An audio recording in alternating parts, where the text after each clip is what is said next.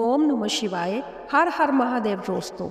दोस्तों आज हम जानेंगे महाशिवरात्रि क्यों मनाई जाती है। जानेंगे वह रहस्य जो शास्त्र भी नहीं बताते। भाइयों और बहनों, आज मैं आपको एक ऐसी कहानी सुनाने जा रही हूँ जो शायद आपने कभी नहीं सुनी होगी। ये कहानी है महाशिवरात्रि की, उस पावन रात की जब धरती और आकाश, देव और मानव, समय और शून्य सब एक हो जाते हैं। लेकिन क्या आप जानते हैं कि इस रात के पीछे छिपा है एक ऐसा रहस्य जो न केवल हमारे अस्तित्व को परिभाषित करता है बल्कि हमारे भीतर की उस अनंत शक्ति को भी जगाता है जिसे हम भूल चुके हैं। तो चलिए मेरे साथ चलिए उस यात्रा पर जहां हम जानेंगे कि आखिर क्यों यह रात इतनी खास है, क्यों लाखों भक्त इस रात जागते हैं, क्यों शिव की आराधना करते हैं और क्यों यह रात हमारे जीवन को पूरी तरह बदल सकती है। नमस्कार प्यारे दर्शकों, मैं एक बार फिर आपका हार्दिक स्वागत करती हूँ आपके अपने चैनल भक्ति सागर में। दोस्तों आज हम एक नई कहानी और एक नया वीडियो लेकर आपकी सेवा में उपस्थित हुए हैं। आज की कथा अत्यंत ज्ञानवर्धक और प्रेरणादायक है। कथा शुरू करने से पहले आपसे एक विनम्र निवेदन है। शास्त्रों में कहा गया है कि अधूरी छोड़ी गई कथा दुख और पाप का कारण बनती है, इसीलिए इसे अंत तक अवश्य सुने। और जाने से पहले वीडियो को लाइक करें, हमारे चैनल को सब्सक्राइब करें और कमेंट में हर हर महादेव अवश्य लिखें। तो आइए बिना किसी विलंब के आरंभ करते हैं आज की प्रेरणादायक कथा। बहुत समय पहले की बात है, जब समय का कोई हिसाब नहीं था, जब ब्राह्मण अपने शैशव में था। उस समय देवताओं और असुरों के बीच एक भयंकर युद्ध छिड़ा हुआ था। यह कोई साधारण युद्ध नहीं था भाइयों और बहनों, यह युद्ध था अस्तित्व का। अस्तित्व के लिए सत्य और असत्य के बीच, प्रकाश और अंधकार के बीच देवता हार रहे थे। उनकी शक्ति क्षीण हो रही थी, असुरों का पराक्रम बढ़ता जा रहा था। तब ब्रह्मा जी, विष्णु जी और सभी देवता मिलकर कैलाश पर्वत की ओर चल पड़े। वे जानते थे कि अब केवल एक ही शक्ति उन्हें बचा सकती है, महादेव की शक्ति। कैलाश के शिखर पर जब वे पहुंचे तो क्या देखा, भोलेनाथ गहन अध्ययन में लीन थे। उनका शरीर निश्चल था, जैसे पत्थर की मूर्ति हो। उनकी सांसें भी रुकी हुई प्रतीत हो रही थी। उनकी चारों ओर एक दिव्य आवा थी, एक ऐसी ऊर्जा जो शब्द में बयान नहीं की जा सकती।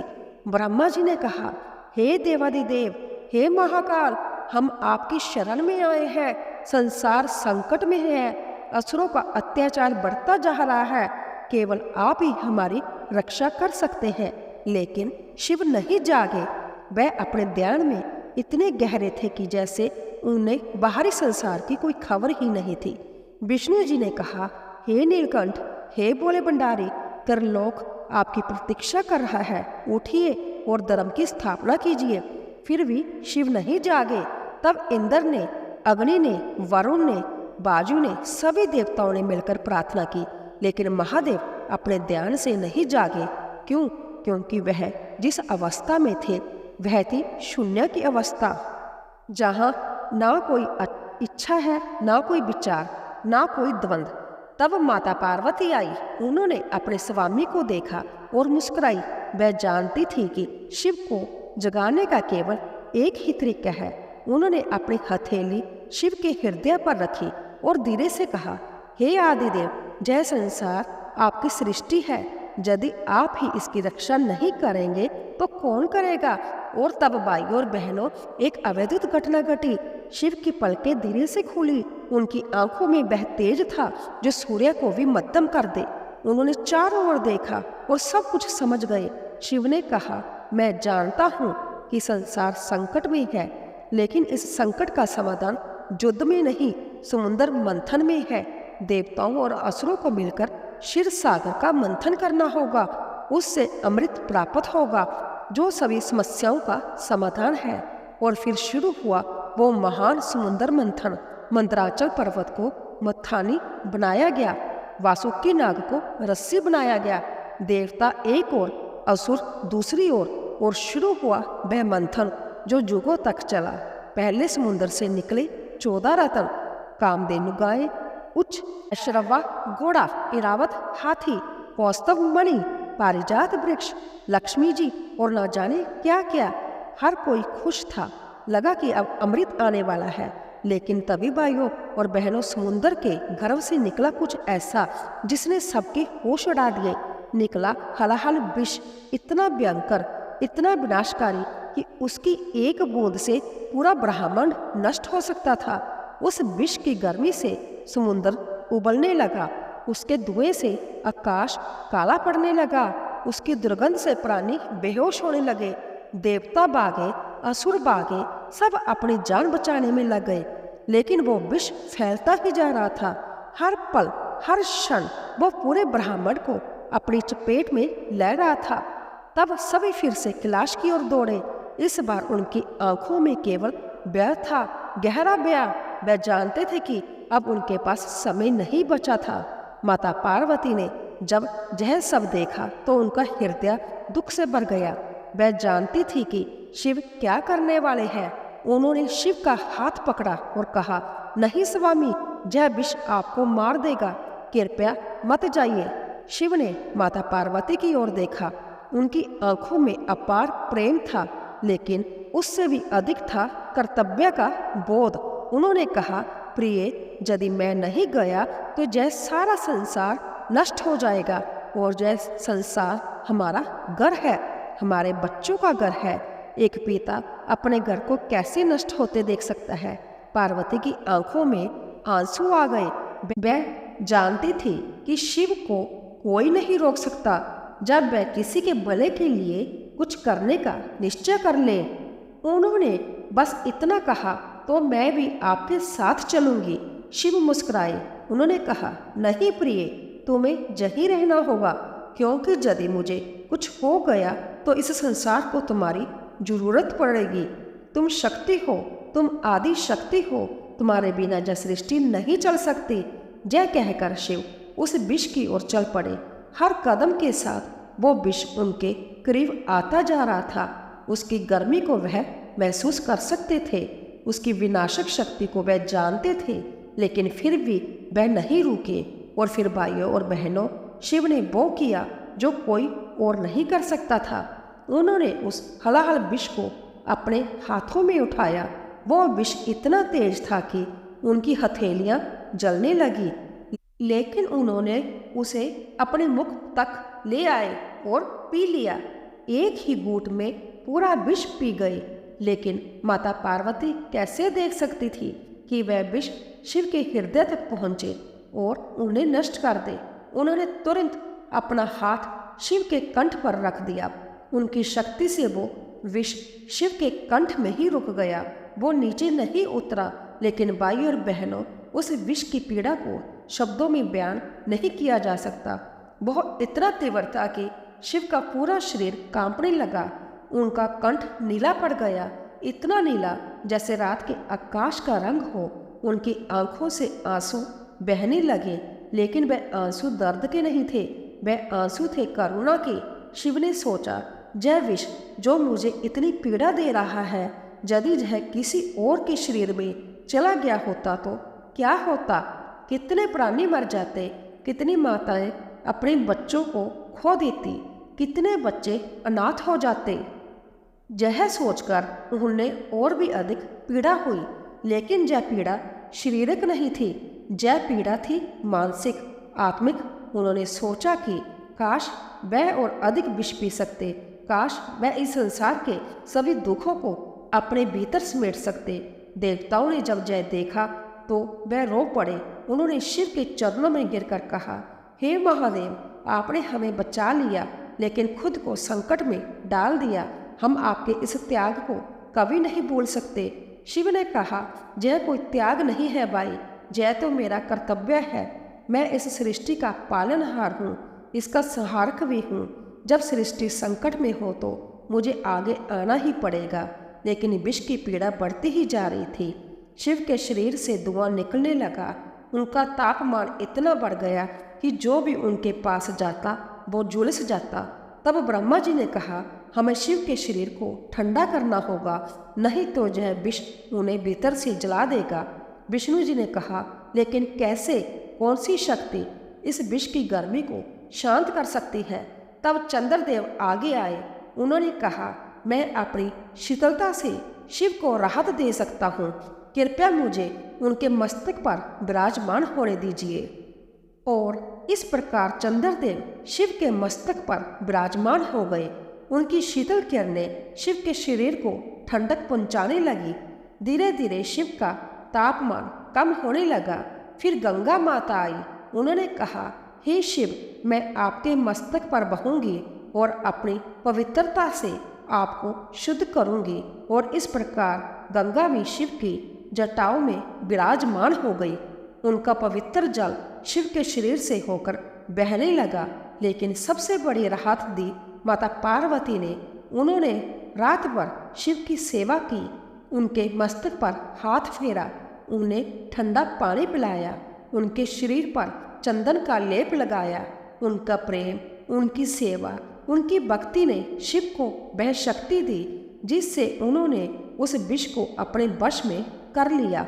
और भाइयों और बहनों, वो रात थी महाशिवरात्रि की रात। वो रात जब शिव ने संसार को बचाने के लिए विष पिया। वो रात जब उन्होंने अपार पीड़ा सहित लेकर फिर भी हार नहीं मानी। वो रात जब उन्होंने सिद्ध कर दिया कि प्रेम और त्याग से बड़ी कोई शक्ति नहीं है।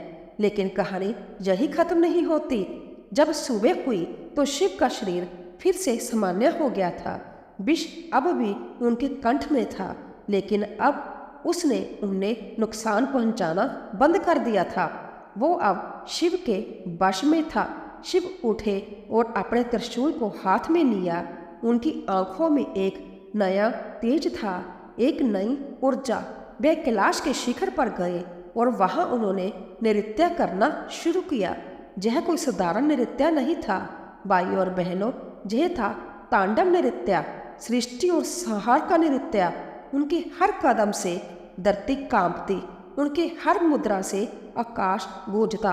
उनके नृत्य में वह शक्ति थी जो ब्राह्मण को बना भी सकती थी और मिटा भी सकती थी।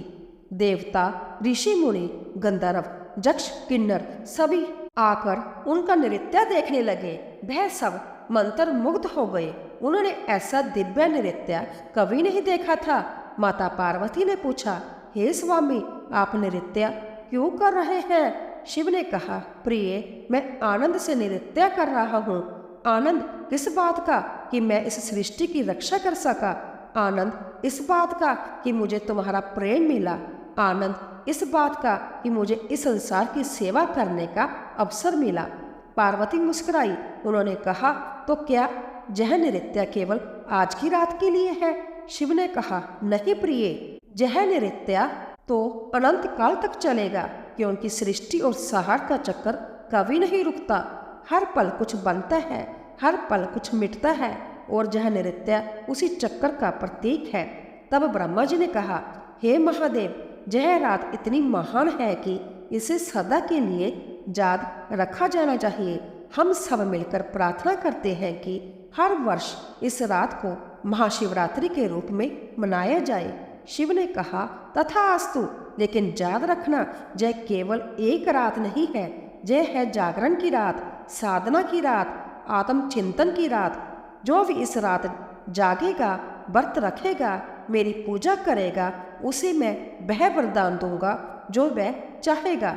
लेकिन भाइयों और बहनों, महाशिवरात्रि की महिमा केवल देवताओं तक सीमित नहीं है, यह तो साधारण मनुष्य के लिए भी उतनी ही महत्वपूर्ण है।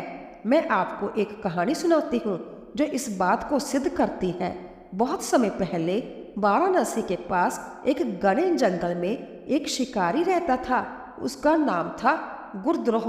नाम के अनुसार ही वह बहुत ही क्रूर था।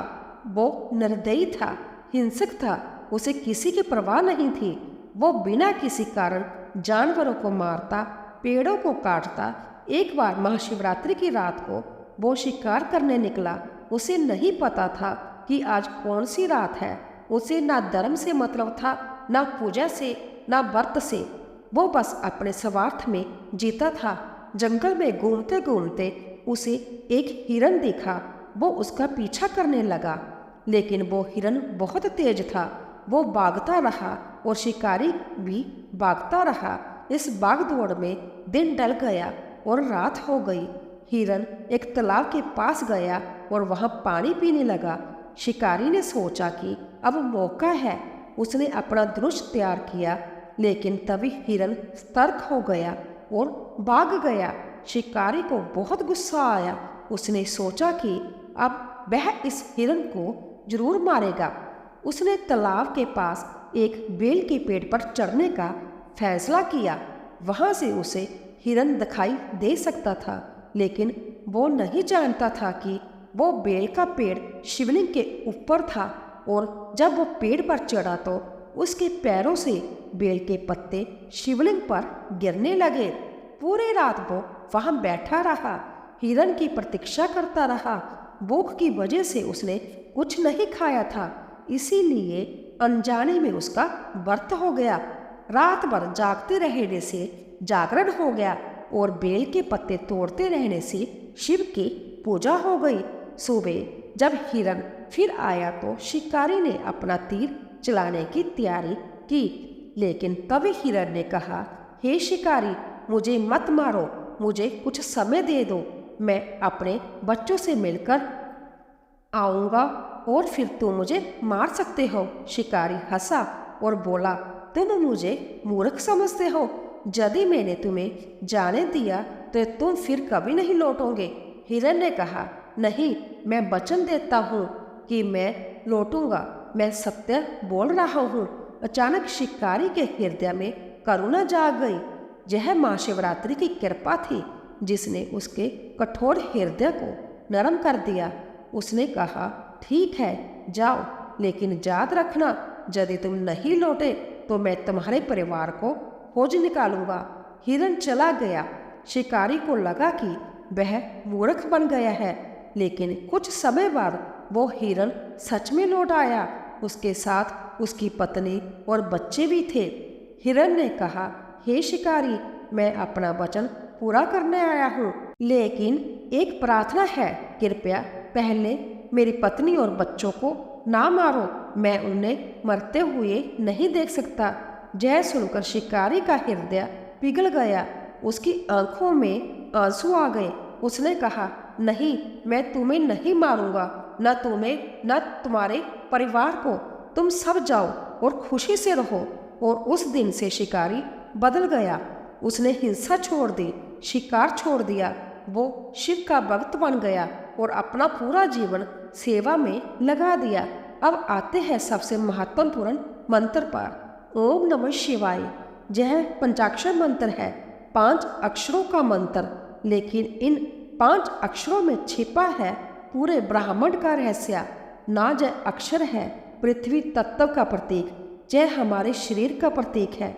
मैं यह अक्षर है जल तत्व का प्रतीक, यह हमारी भावनाओं का प्रतीक है। शी यह अक्षर है अग्नि तत्व का प्रतीक, यह हमारी ऊर्जा का प्रतीक। व यह अक्षर है वायु तत्व का प्रतीक, यह हमारे प्राण का प्रतीक है। यह अक्षर है आकाश तत्व का प्रतीक, यह हमारी आत्मा का प्रतीक है। जब हम ओम नमः शिवाय बोलते हैं तो हम इन 5 तत्वों को शिव को समर्पित करते हैं। हम कहते हैं कि हे शिव, यह शरीर तुम्हारा है, यह प्राण तुम्हारा है, मैं कुछ भी नहीं हूँ, सब कुछ तुम हो। महाशिवरात्रि की रात इस मंत्र का जाप करना बहुत शक्तिशाली होता है, क्योंकि इस रात ब्रह्मांड की ऊर्जा कुछ ऐसी होती है कि मंत्र की शक्ति कई गुना बढ़ जाती है। इस रात एक बार मंत्र जपने का फल 1000 बार जपने के बराबर होता है। तो भाइयों और बहनों, अब आप समझ गए होंगे कि महाशिवरात्रि क्यों इतनी महत्वपूर्ण है। तो आइए इस महाशिवरात्रि को पूरी श्रद्धा से मनाइए, शिव का ध्यान करें, शिव की पूजा करें, लेकिन सबसे बढ़कर शिव के समान बनने की कोशिश करें, क्योंकि यही है असली भक्ति, यही है असली पूजा। यही थी महाशिवरात्रि की वह कहानी जो आमतौर पर नहीं सुनाई जाती। यह थी वह रहस्य जो शास्त्रों में भी पूरी तरह नहीं बताए गए, लेकिन अब जब आप जान गए हैं, ओम नमः शिवाय, हर हर महादेव, जय भोलेनाथ, कमेंट बॉक्स में अवश्य लिख कर जाएं।